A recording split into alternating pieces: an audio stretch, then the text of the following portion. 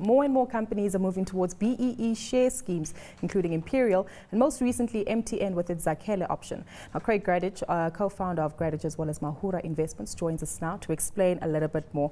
Craig, looking at the BEE sphere, you've been covering this for quite some time. I think we both delved into it when the likes of Phuthuma Nathi from MultiChoice entered onto the scene. And it seems as though, as mentioned in the introduction, that there's more and more companies allowing for the trade to take place on platforms.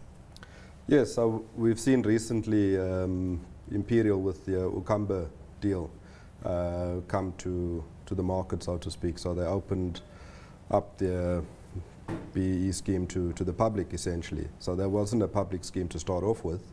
I think it was largely a staff scheme, which is good because it offers black shareholders another option and allows them to diversify their portfolios even further by having these schemes. And hopefully it is the start of a broader trend. And just on that, there's also been a lack of knowledge in the market, I'd like to think, because we only saw, with the likes of MTN and Zakhele coming onto the market now, there's a lot of market knowledge around it, there's a lot of marketing around it, as well as Phuthuma Nathi. That's the last one I can recall. But Imperial, it's silent deals that come through to the public. Is that also taking place more and more prominently now?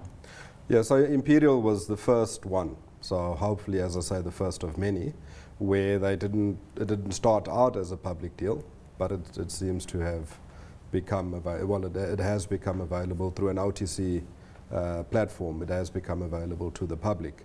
But you're very right in saying that there has been a lack of education. I wouldn't say lack of education and understanding. So the companies themselves are quite restricted in terms of what they can say. So you would see the prospectus that they would issue very difficult for a layperson to understand.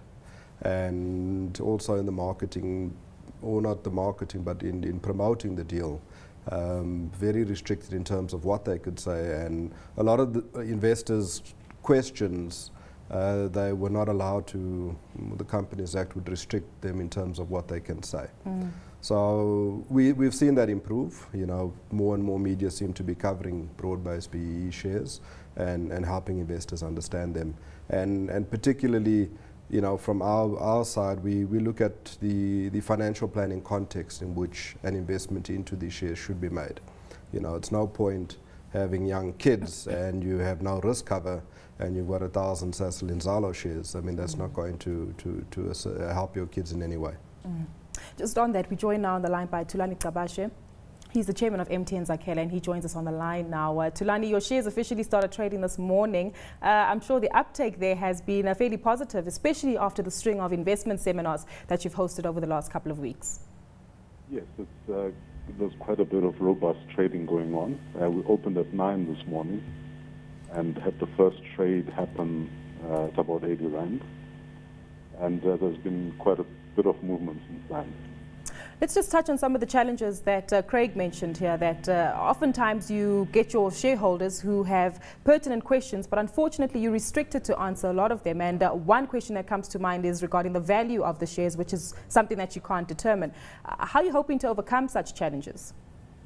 Well, we've had quite a few sessions over the last 3 months or so, starting at our AGM back in July, where we held workshops and you know, shareholders could ask questions, and with a number of experts available to answer those questions. But when it comes to any advice on what the price is, we really cannot do that. You know, we've shared what the net asset value per share is based on our latest financials, and that's the best guidance that we could give shareholders. Thulani, also coming back to the investor education, it seems as though you need to go back to grassroots level and teach people what exactly trading is.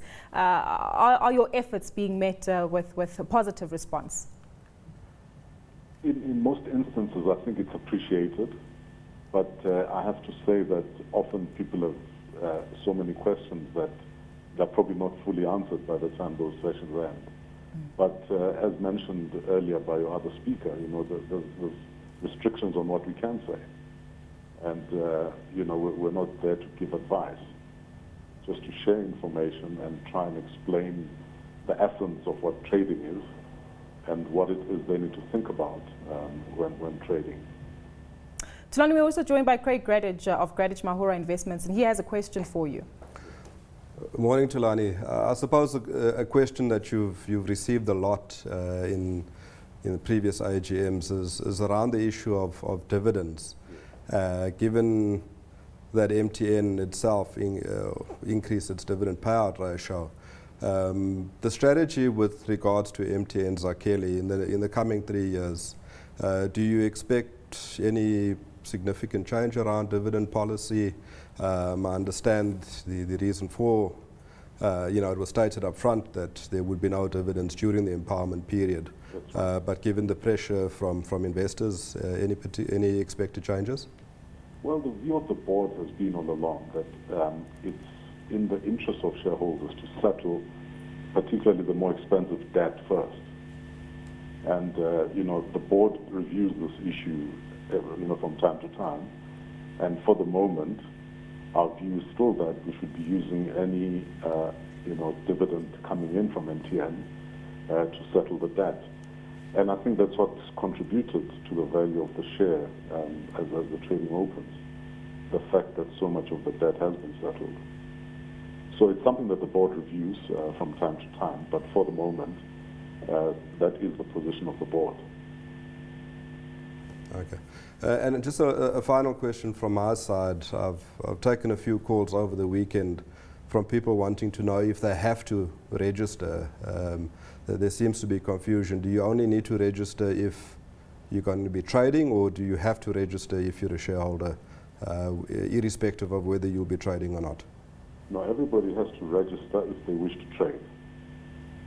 Now, for new applicants, the process is a little bit more involved, as there are no details on our records. But for existing shareholders, it's mainly around updating the information that we have. But to trade, you must be registered. Well, thank you so much, Tulani, for taking our call today. That was Tulani Gqabashe, Chairman of MTN Zakhele. And just coming back to the issue regarding trade, we know that the most common platform that a lot of these BEE schemes use is over-the-counter. And one questions the efficiency of it versus the JSE, because we know this, not MTN Zakhele, but rather Sasol, BEE Inzalo shares are also listed on the JSE. But what are the major differences between the two, and does OTC tend to work better? Yeah, OTC seems to have worked a lot better. To trade on the JSE, you need to open an account with a stockbroking firm. And, I'm not too sure that they're geared up to deal with lots and lots of small investors. So if you look at a deal like Sasol and Zalo, many people got 100 shares, So at the current price, that's worth about 6,000 Rand. So they would have to go through the process of opening a trading account, sell their shares, and then close the account down. And a lot of the stockbrokers didn't want to have to deal with uninformed, inexperienced investors. So the OTC platform does seem to work very well. And your shares that are quite liquid, I think of your Putumaнаtis and, to an extent, Sasol and Zalo, where there seems to be a bit of trade, Umhlaba.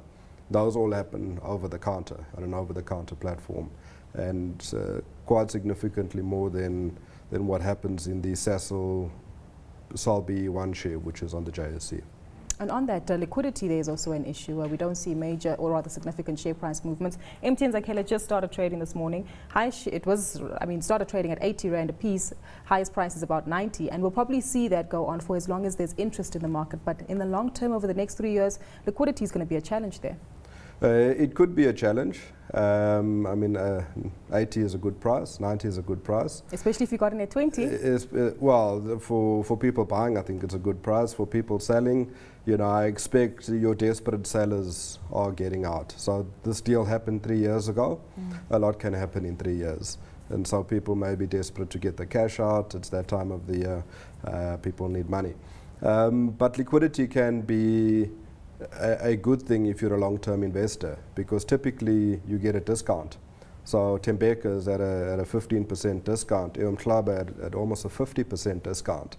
So you buy, you hold, you take the discount, and you just hold till the end of the empowerment period, and a 50% discount translates into 100% capital gain. You know, so for the long-term investor, the discount is a good thing. Obviously, you still take on the risk of investing in shares. So you're still investing in equity. And I would say to an extent, some of these shares can be riskier because of the debt aspect, you know. So there's kind of a gearing effect. And you see that with Zakhele and Zala, which has a very high debt component to that deal. So yeah, it's a double-edged sword, but can work well for patient investors. As well as those who have the knowledge around this. But Craig, before I let you go, your top 3 favorite BEE shares? My top 3, I like, in no particular order, I like Sol BE1 for the dividend. And, you know, when the discount disappears, I like Putumanati. I think a valuation play on Putumanati. And I like Tembeka. It's the only diversified holding where you pick up the likes of Capitec, Karo, MTN, Zakhele itself, funny enough, Zakhele and Zalo, and a whole unlisted agri portfolio at a pretty decent discount.